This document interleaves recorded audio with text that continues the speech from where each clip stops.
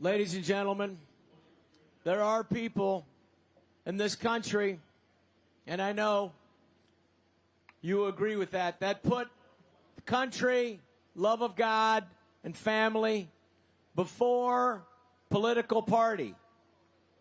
There are people who sacrifice whatever affiliation they had in a former party if they no longer feel that party doesn't represent their beliefs and doesn't represent the best interests of their country.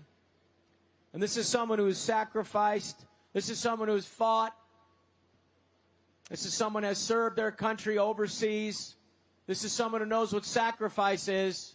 And this is someone who knows how to wear a white pantsuit. Please welcome Tulsi Gabbard!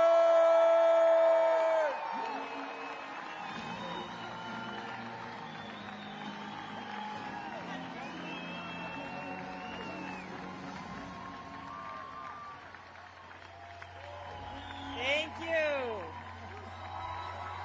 Aloha. It's so good to see everyone. Thank you so much. What a beautiful day. Thank you. What a beautiful day for us to gather here in our nation's capital with this important mission before us to rescue our republic. To me, this is exactly what our founders had in mind and what they envisioned for us as a country when they said we must have a government of, by, and for the people. When they made that promise to us of our right to life, liberty, and the pursuit of happiness.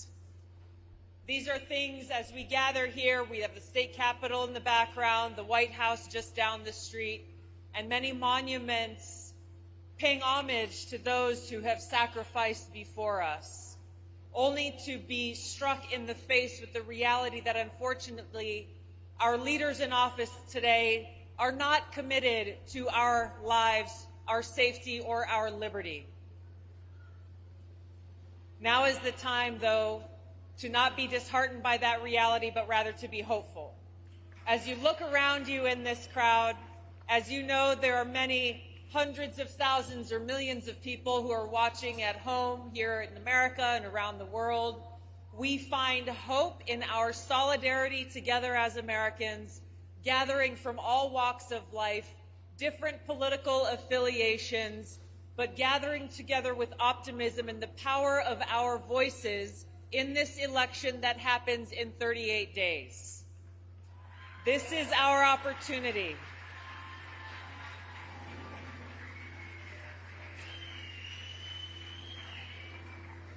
Because our opportunity is rooted in our responsibility as American citizens to remember that our founders told us that our government exists only with the consent of the governed. That's us.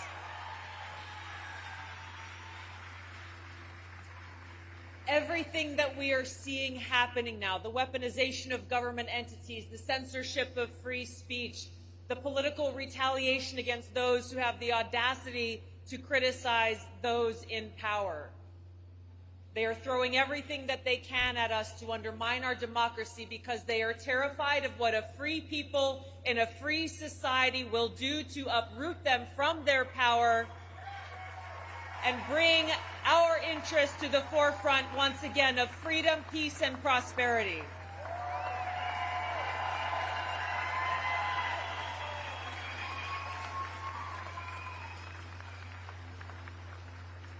So I hope you feel hopeful as I do, that as we are surrounded by hate, we confront hate with love. That as we are surrounded by darkness, we confront that darkness with the light of the truth and common sense. And that literally, as we are surrounded by warmongers rapidly beating their war drums, we stand strong and speak with clarity and courage for peace.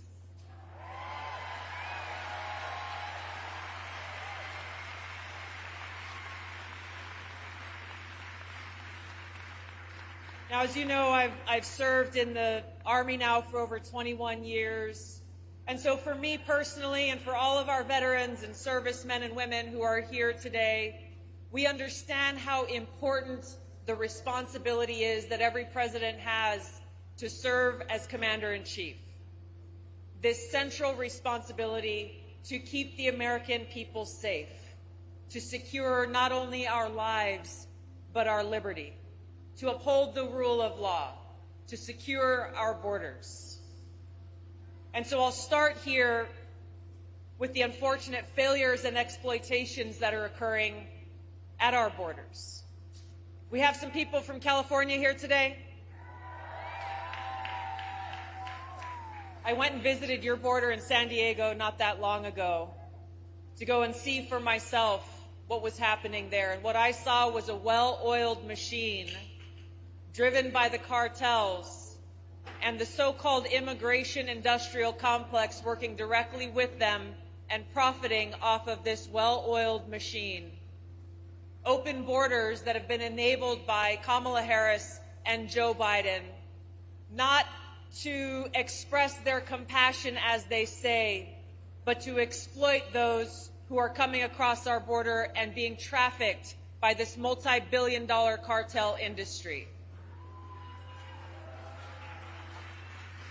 What I saw there were people coming from all over the world, across the border, knowing exactly where to go, not to evade Border Patrol, but to be picked up by Border Patrol, waiting patiently to be loaded in the vans, where Border Patrol have become nothing but Uber drivers for them, where they are quickly processed through a system that often within 24 hours gets them with a free plane ticket to anywhere in the country, often never to be heard from again.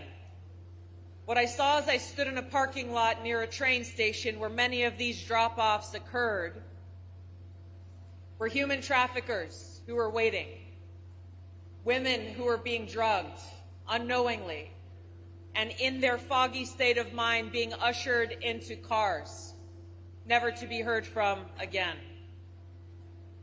What I saw was CEOs of these so-called nonprofits who are working directly with the cartels, with CEOs being paid over $1 million salaries. All of this being done in the name of compassion. But who is the compassion for, really? Who really is benefiting? It is the cartels. It is the nonprofits that are making money off of these people being trafficked without a care for the over 325,000 children who are missing, many of whom are likely being abused in our country today, without a care for the over 425,000 convicted criminals who are in our country, illegal immigrants, not a care for those who are illegal immigrants, 56,000 who have drug convictions, 14,000 who've been convicted of burglary, 13,000 convicted of homicide, over 16,000 who've been convicted of assault. This is who they have compassion for. What about having compassion for the American people?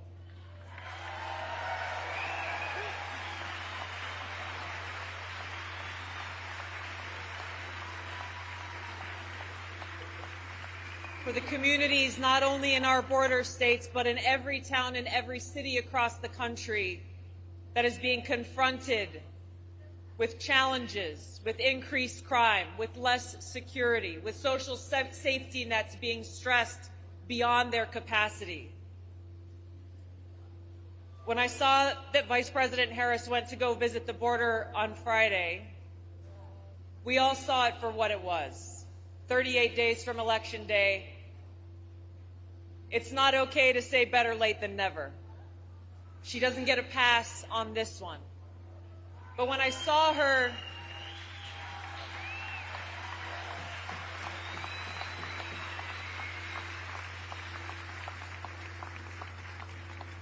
when I saw her give her press conference and her speech that was clearly read off of a teleprompter, word for word, it made me sick, because it once again was a demonstration of her arrogance in lying directly to our faces, that after 3.5 years of telling us that the borders are secure, she stands there and tells us that we have to have rules in place that must be enforced to secure our border, and that she as president will do that. She hasn't done it for the last 4 years. We shouldn't believe her lies that she will do anything differently. She's prosecuted and sued and gone after the governors of these border states who've taken action in the absence of federal leadership to do their part for their citizens to secure their borders. And they're still fighting to do that today. Whether it's the border or just about every other challenge and issue that's facing not Republicans or Democrats, but all of us as Americans, it's clear that Kamala Harris and Joe Biden are not interested in solving problems. They're not interested in securing our border. They're not interested in truly reforming our broken legal immigration system. They are more interested in allowing people to illegally cross our borders, but will turn their backs on people like a close friend of mine who has served as a Special Forces soldier for over 30 years, who simply wanted to invite some of his family members who live in Italy to come to his retirement, who applied for a 2-week tourist visa and were denied. More of their policies of America last. We need to send a strong message to them that we will not come last anymore. The American people and our country and our freedom must come first.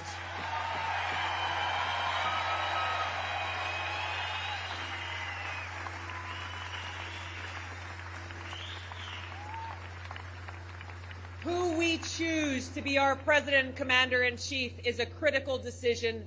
It always is, but it is especially critical now. We sit closer to the brink of World War III than ever before. We sit closer to the brink of nuclear war. According to the Bulletin of Atomic Scientists, their doomsday clock is set to 90 seconds before midnight. We are one spark away from our demise directly because of the policies coming from the Harris-Biden administration, so it matters very much who we choose as our commander-in-chief.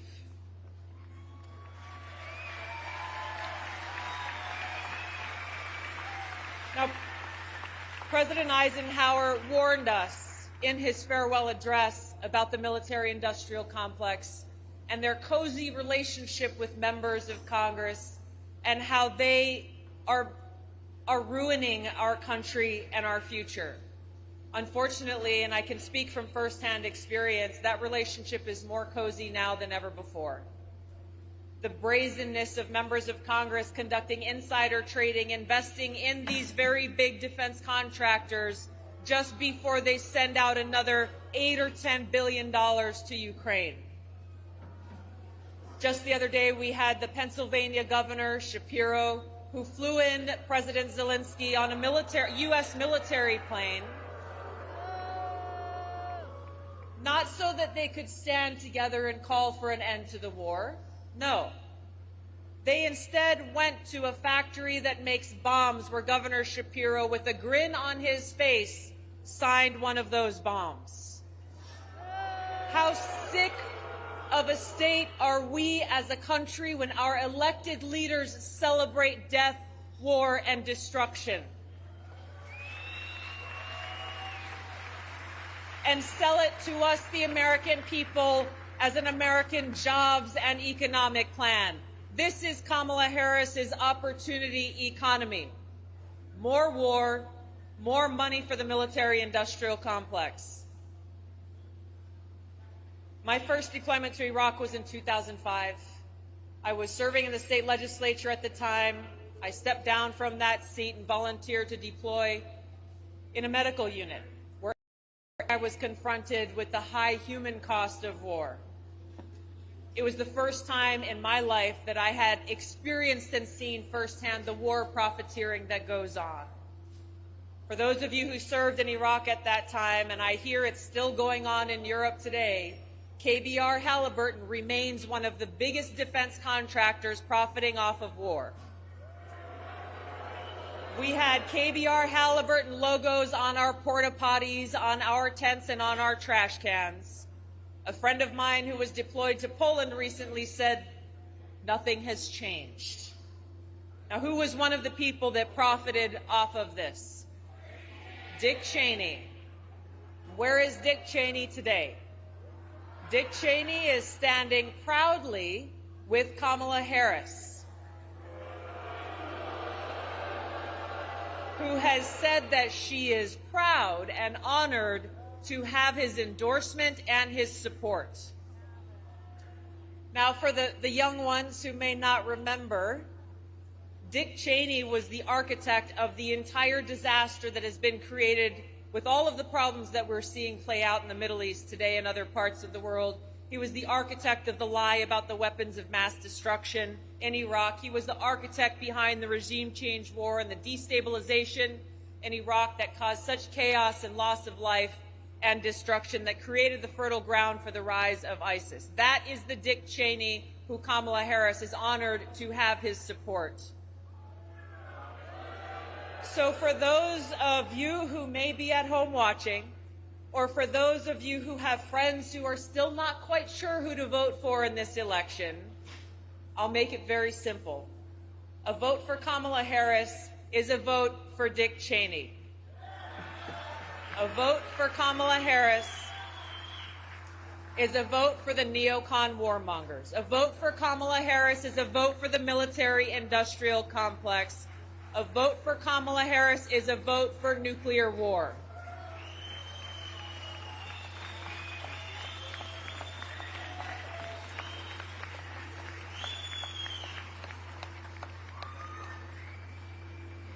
I endorse President Trump in this election because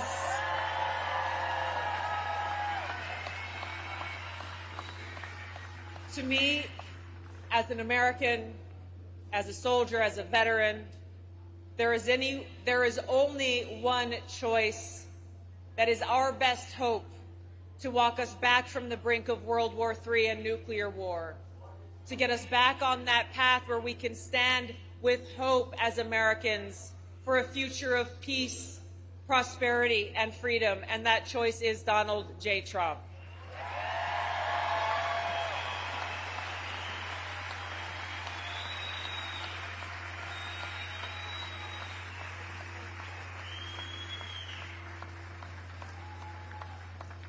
You won't hear anyone in the mainstream propaganda media talking about the reality of the threat of war that we face. A war that threatens not only our physical safety, but our liberty and our freedom. Just as we have seen through every major war and conflict before, those in power, those who gain from us being in a constant state of war, exploit that opportunity to take away more of our freedom. And as you know, once it's gone, we never get it back.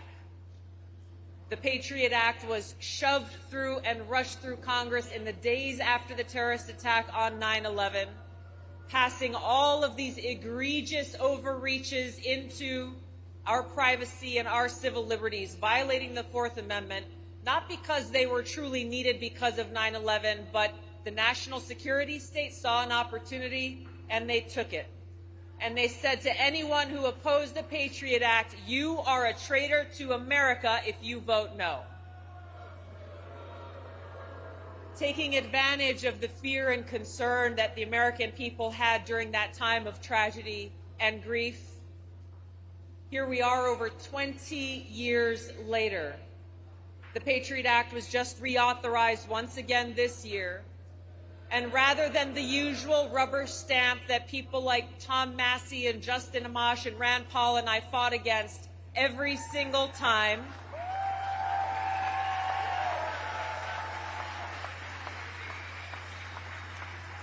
they took what was an already egregious abuse of our constitutional rights and freedoms and fomented fear yet again of foreign threats to our democracy and our freedom to take an already bad Patriot Act even worse, to take away even more of our rights and freedoms, and both Democrats and Republicans voted for this.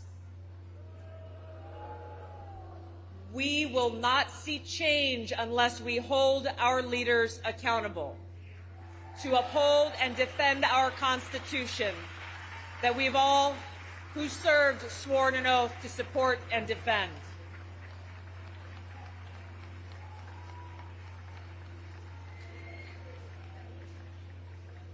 The fear-mongering will continue. The lies will continue. Their propaganda will continue because they don't care about the American people. They care about power and greed. Our opportunity is to recognize and acknowledge and speak proudly and truthfully that it does not have to be this way. This is not a foregone conclusion. The purpose for our gathering here today and across the country is to recognize that we have a no-fail mission before us, and it is an urgent mission. Peace, prosperity, and freedom in this country are what is on the line. And now is the time that we must be willing to set aside our differences, perhaps disagreements on other issues, and come together today in the same way that our founders did in the beginning of our country, to stand together on those fundamental principles that are enshrined in our Constitution and our ability to truly live in a peaceful, free, and prosperous society.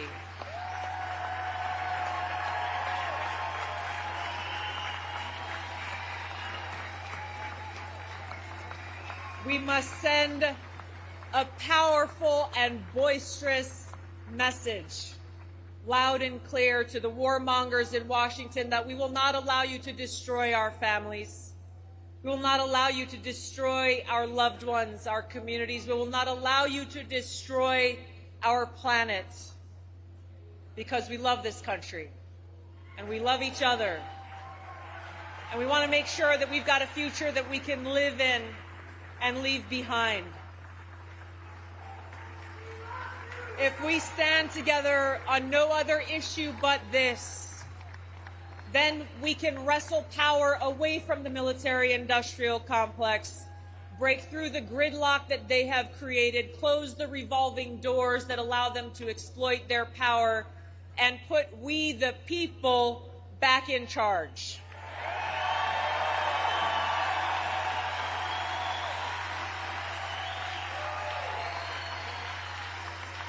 I leave you with this. A wise man once shared that we are the spark that will light the fire of change that can restore the vision of our founders, of Reverend Martin Luther King and President John F. Kennedy, where we can stand free and true and proud as Americans.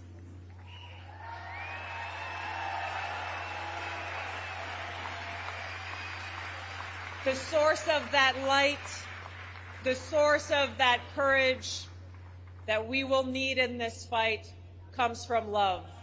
God's unconditional love, our love for each other, and our love for this country and our future.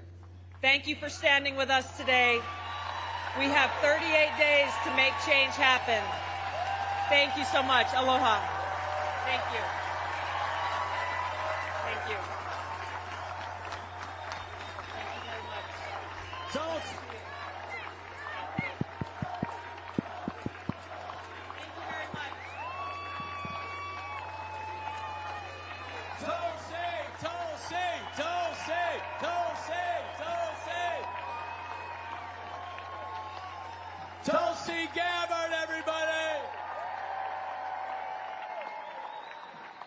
What an honor it is to have you, Tulsi. Thank you for your continued service to our great nation.